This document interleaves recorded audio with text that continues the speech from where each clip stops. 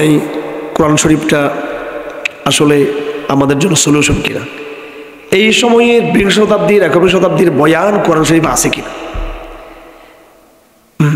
এবং কোরআন শরীফ কি upcoming world, upcoming নতুন কোনো বিশ্ব অবস্থার নেতৃত্ব দেওয়ার মধ্যে সেই যোগ্যতা, নতুন একটা বিশ্ব অবস্থা গড়ার সেই স্পিরিট, সেই চেতনা, সেই যোগ্যতা, এবিলিটি কোরআন শরীফ রাখে কিনা। আমি তার পক্ষে যুক্তি হাজির করবো, আমি দেখিয়ে দেবো ইনশাআল্লাহ আজিজ যে কোরআন অবশ্যই অ্যাবসলিউটলি নতুন একটা বিশ্ব অবস্থা বিনির্মাণের ডাক দিচ্ছে আমাদেরকে, এবং সেটা বিনির্মাণ হবে এবং এই বিশ্ব অবস্থাকে কোরআন ধ্বংস করবে ইনশাআল্লাহ। আমাদের আল কোরআন দারস এই নতুন সিস্টেমকে ধ্বংস করবে এবং পুরাতন এবং এই কোরআন যে সিস্টেমের বল সেই সিস্টেমটাকে ইনশাআল্লাহ রিপ্লেস করবে। কীভাবে সেটা, এটাই আমি আপনাদের সামনে ইনশাআল্লাহ আজিজ একটু উদাহরণের মধ্য দিয়ে আমি তুলে ধরার চেষ্টা করব। এর আগে আমি আরেকটা মসজিদে আমার দারাজ ছিল, ওখানেও আমি এই কথাটা বলে আসছি, তবে উদাহরণ দিছি আরেকটা। ওখানে উদাহরণ দিছি আমি ফেরাউনের উদাহরণ, ফ্রম ফেরাউন টু শেখ হাসিনা, মানে ফেরাউন থেকে হাসিনা পর্যন্ত না, বাস্তব হাসার কথা না। কোরআন আমাদেরকে বলতেছে ফেরাউনিজম, ফেরাউন।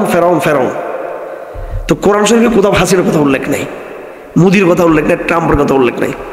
আমি বললাম যে কোরআন শরীফে হাসিনার কথা আছে কেন, অর্থাৎ কোরআন যে বয়ানটা আমি সেখানে সূরাতুল কাসাসের আলোকে আর সূরা আরাফের আলোকে আমি তাফসীর করে আসছি যে আল্লাহ পাক সুবহানাহু ওয়া তাআলা আজ থেকে কমপক্ষে কয়েক হাজার বছর আগের, 3000, 3500, 4000 বছর আগের কিছু বয়ানকে আল্লাহ পাক নিয়ে আসছেন আমাদের সামনে। সে বয়ানটাতে আল্লাহ পাক ফ্যাসিজমের কথা নিয়ে আসছেন, জালেমের কথা নিয়ে আসছেন, এবং পলিটিক্যাল স্বৈরতান্ত্রিক ফ্যাসিবাদী এস্টাবলিশমেন্টের কথা নিয়ে আসছে। তার বিরুদ্ধে নবীর একটা নিরহ সংগ্রামের কথা নিয়ে আসছে, দাওয়াতের সংগ্রাম নিয়ে আসছে। শেষ পর্যন্ত সে পলিটিক্যাল এস্টাবলিশমেন্ট পরাজিত হয়েছে, আল্লাহ পাক সাধারণ নাগরিকদেরকে বিজয় করেছেন, এবং ওই পলিটিক্যাল এস্টাবলিশমেন্ট জালেমের ক্ষমতার উত্তরসূরি হলো সাধারণ নাগরিকরা, তার উত্তরসূরি হলো, অর্থাৎ বনী ইসরাইল তার উত্তরসূরি হলো। এটা হচ্ছে কোরআনের বয়ান। এখন কোরআন যদি এ কথা একবার বলতো শুধু কোরআন শরীফে, ফেরাউনের কথা শুধু একবার বলছেন, বনী ইসরাইলের কথা শুধু একবার বলছেন, এবং মূসা আলাইহিস সালামের কথা শুধু একবার বলছে, তাহলে আমরা এটাকে এত গুরুত্ব দিতাম না। কিন্তু কোরআনে কারীম বারবার নানা শব্দে, নানা আয়াতে, নানা বাক্যে, নানা সেন্টেন্সে, নানা ওয়ার্ডে, নানান সূরায়, নানান আয়াতে আল্লাহ পাক একই কথা, একই নাম বারবার ঘুরিয়ে ফিরিয়ে আমাদের সামনে নিয়ে আসছে। এটা প্ল্যান্ড, এটা পরিকল্পিত। অর্থাৎ মাইন্ড অফ দ্য মোহাম্মদ সাল্লাল্লাহু আলাইহি সাল্লাম, মোহাম্মদ সাল্লাল্লাহু আলাইহি সাল্লামের মাইন্ডকে আল্লাহ পাক তৈরি করছেন যে তোমার লড়াই কিন্তু এটা, তোমার উম্মতের লড়াই এটা। কিয়ামত পর্যন্ত এই ফেরাউনিজমটা হচ্ছে কি সমস্যা। কিয়ামত পর্যন্ত মানুষের প্রভুত্বের দাবি, মানুষ কর্তৃক প্রভুত্বের দাবি, মানুষ কর্তৃক মানুষকে দাস বানিয়ে রাখা, আল্লাহর দাসত্বের চিহ্নকে না রেখে মানুষ নিজের দাসত্বকে প্রতিষ্ঠা করা মানুষের উপরে, মানুষ নিজের প্রভুত্বকে চাপিয়ে দেওয়া মানুষের উপরে, এই ট্রেন্ড, এটা মানব সভ্যতার একটা স্বভাবজাত একটা সিস্টেম, এটা চলে আসতেছে, সবসময় এরকম হবে। আমি ফেরাউনের কথা জাস্ট বলেছি, আল্লাহ পাক বলেন এটা জাস্ট প্রতীকী। এই ঘটনা আমি বারবার তোমাদের বলার উদ্দেশ্য হলো এই সংকটটাই আগামীতে বিভিন্ন নামে রিপিট হবে।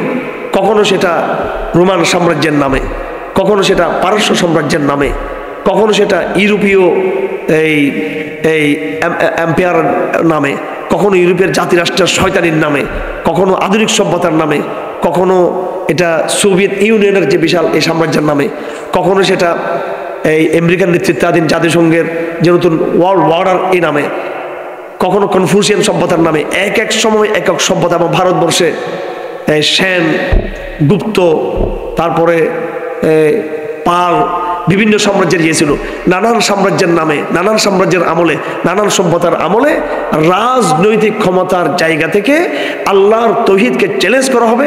রাজারা এমন ভাব দেখাবে যে তারাই জনগণের প্রভু, এবং জনগণকে তারা মনে করবে তাদের সবাই তাদের গোলাম, তাদের দাস, তাদের বান্দা, এইভাবে মনে করবে। এইভাবে কিন্তু যুগ পরম্পরা চলে আসছে, কিন্তু কথা ঠিক কিনা, প্রত্যেক যুগে চলে আসছে। কিন্তু মানে এই রাজতন্ত্রের প্রভাব। পরবর্তী এই রাজতন্ত্রকে চ্যালেঞ্জ করলো গণতন্ত্র এসে, রাজতন্ত্রকে চ্যালেঞ্জ করলো গণতন্ত্র এসে বলতেছে না, কোনো সম্রাটদের আর আমরা খবরদারি মানি না, কোনো রাজাদের আমরা প্রভুত্ব মানি না। এটা সুন্দর একটা কথা, আমরা এখানে একমত গণতন্ত্রের সাথে। সে আসি এটা বললো যে আমরা তোমাদের আর এলিটদের ক্ষমতা মানি না, এলিট রাজাদের ক্ষমতা আর মানি না, এলিট সামন্তবাদের ক্ষমতা আমরা মানি না, এলিট এই ধর্মযাজকদের একচ্ছত্র তাদের প্রভুত্ব আমরা মানি না। এটা গণতন্ত্র আসে বলতে লাগলো। এতটুকু ঠিক আছে, সুন্দর, এটা আমরা একমত। কিন্তু পরক্ষণে গণতন্ত্র কি হাজির করলো? ইউরোপের কাছে কোরআন শরীফ ছিল না, ইসলাম ছিল না। সে কি করলো? সে বলতে লাগলো কোনো এলিট শ্রেণী রাজা হতে পারবে না, কোনো এলিট ব্যক্তি রাজা হতে পারবে না, কোনো এলিট সামন্তবাদী হতে পারবে না, কোনো এলিট সে ধর্মযাজক হয়ে সে সব কিছু পুরোহিতদের মতো এটা হতে পারবে না। তাহলে কি হবে? সে বলতে লাগলো জনগণ হচ্ছে ক্ষমতার মালিক। তাহলে কি করলো?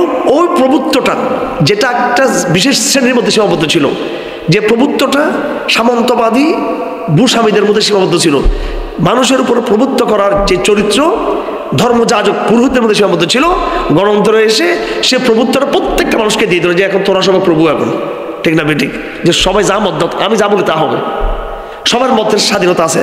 অর্থাৎ এখন আমি ব্যক্তি হিসেবে, আগে আমি ব্যক্তি হিসেবে সবার উপর রাজত্ব করছি, এখন ব্যক্তি হিসেবে সবার রাজত্ব করতেছি না, কিন্তু ব্যক্তি হিসেবে আমি একটা স্বাধীন মতামত দিচ্ছি।